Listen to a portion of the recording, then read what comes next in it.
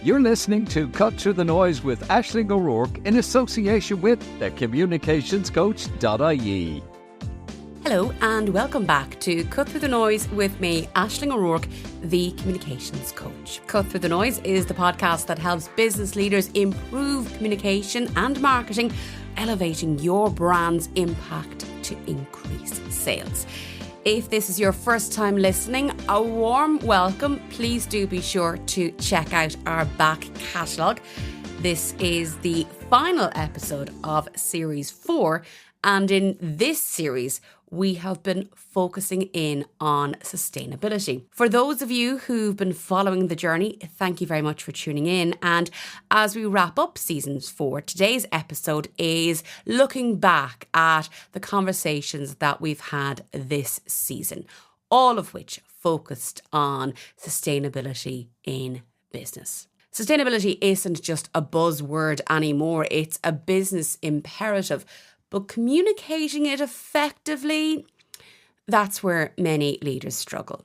So in this series, we dived deep into how businesses can integrate sustainability into your communications without falling into the greenwashing trap. Let's take a look back at some of the key takeaways from our guests over the last 5 episodes.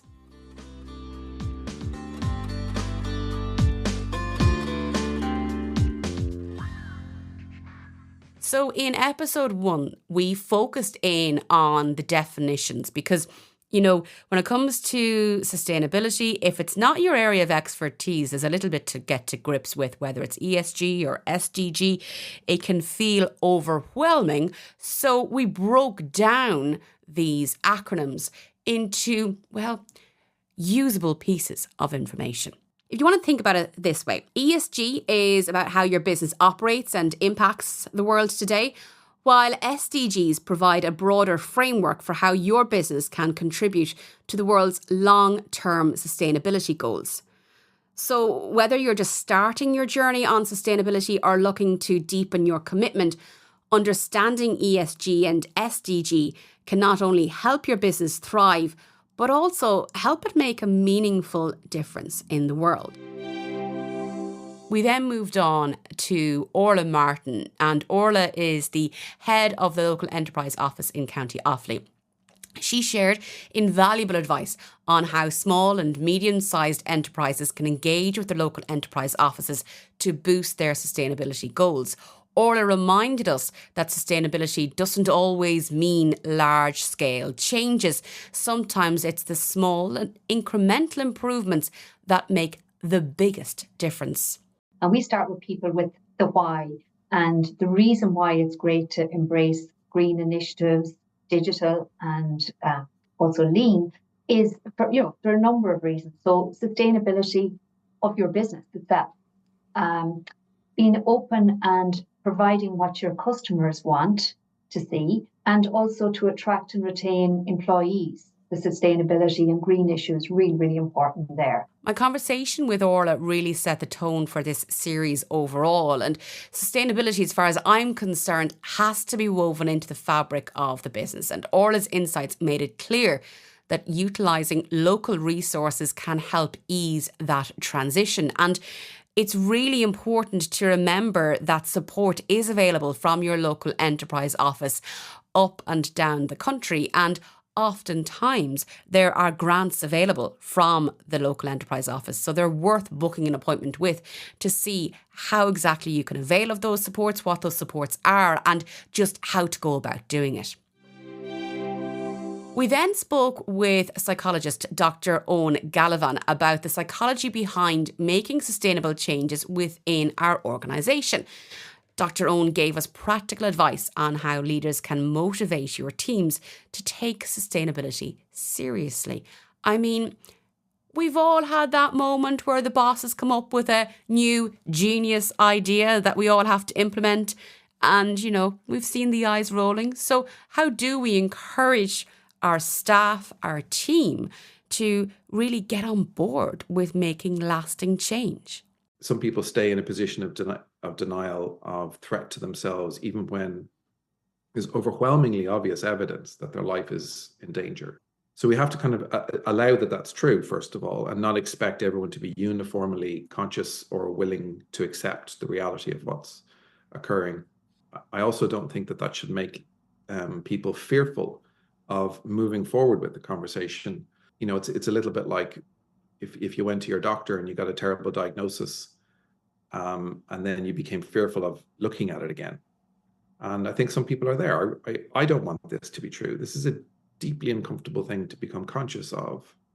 So I think when people start that journey, they need to know that that's what they're going to encounter. Some people are going to be fully aware of this and supporters, and some people will be resistant. I really enjoyed the conversation with Dr. Gallivan because it really highlighted the human aspect of sustainability. It's not just about the environment, it's about creating lasting behavioural change within our organisation. And it's also about rewarding members of the team that are willing to get on board with it.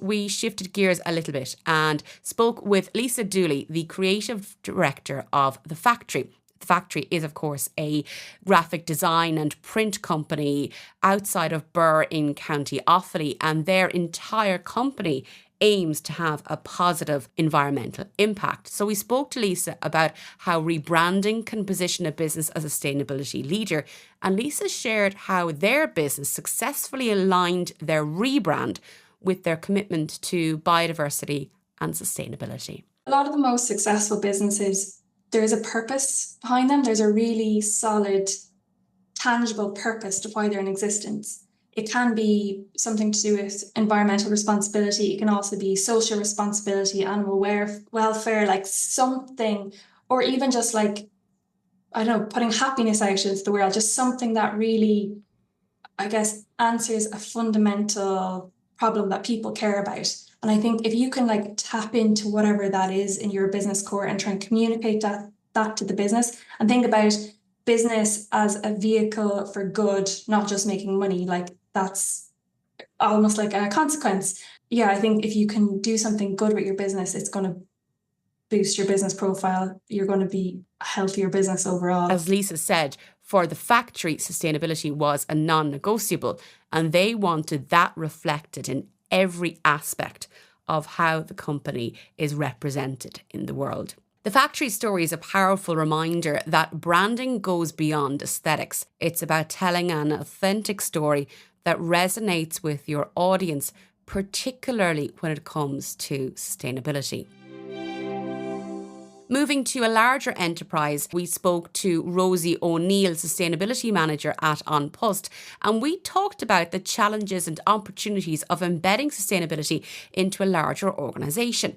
Rosie shared how An Post balances ambitious sustainability goals with the practicalities of everyday business. Do what you can well. I think that would be the biggest thing that I would say, because it's so easy to make a mistake when you're starting out on a new project that you might not be very aware of. Even something as simple as putting up a bird box. People might not think much of, okay, we've put it up, grand. But there's heights that you have to be, the minimum height I think is 3 meters for some of these boxes. The aspect of the building is important.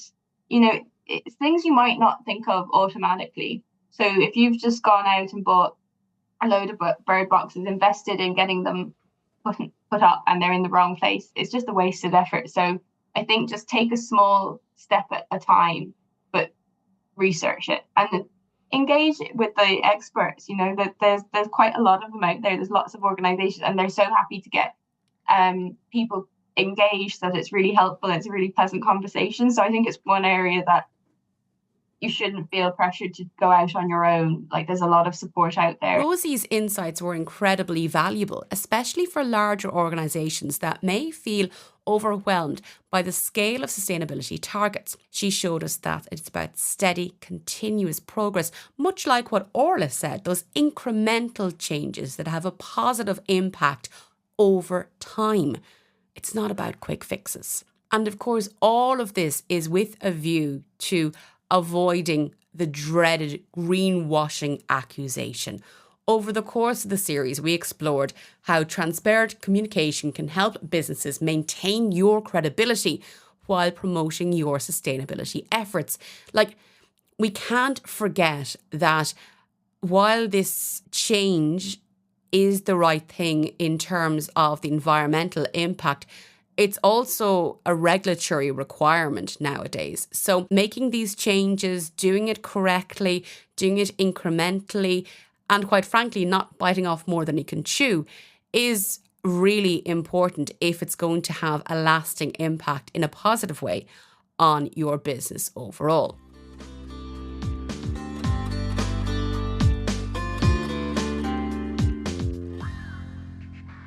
And that was a quick recap of Series 4 of Cut Through the Noise. So whether it was Orla Martin of the Leo discussing how to access local resources, Dr. Owen Gallivan explaining the importance of mindset change, Lisa Dooley demonstrating the power of rebranding, or Rosie emphasising practical implementation, this series was all about actionable insights for businesses looking to integrate sustainability into your core strategies. As we close for this season, remember that sustainability is a journey. It's not about perfection. It's about progress. And communication is key to that progress. There's a phrase that I always keep coming back to, whether it's in my coaching practice or indeed teaching students in college. It's about making sure that perfect doesn't become the enemy of good. In other words, getting something done is better than having it perfect and unfinished. So it really is important that we all look to our own businesses to see exactly what we can do, both environmentally and to see, at the end of the day, it will have a positive impact on the bottom line, because if you are able to honestly convey and market your business as one that is environmentally friendly, well, that statistically will have an increase in your business transactions. I hope you enjoyed our episode. My thanks to each and every one of our contributors. It was a genuine pleasure to speak with all of them from all the various angles in terms of bringing sustainability and making sustainability a core part of your business. I feel this will be an area that we will return to here on Cut Through the Noise with me, Aisling O'Rourke. Before I sign off, I want to remind you that all episodes from Series 4 and of course all our series are available for you to revisit whenever you need some inspiration. You can check them all out over at thecommunicationscoach.ie or indeed on Spotify or Apple Podcasts, wherever you get your podcasts each and every week. If you'd like some more practical tips and dedicated advice for you and your company, please do feel free to get in contact with me via hello@thecommunicationscoach.ie, and I'd be delighted to work with you there. Thank you so much for listening to Cut Through the Noise. Don't forget to follow us on your favourite podcast platform, and please do give us a rating or even write a review. It helps other listeners find the show. And remember that while content may well be king, clarity is key to effective communication and the cornerstone of sustainable success. Have a great week. Thank you for listening to Cut Through the Noise with Aisling O'Rourke. This podcast is brought to you by thecommunicationscoach.ie with post-production by Amanda Fitzgerald.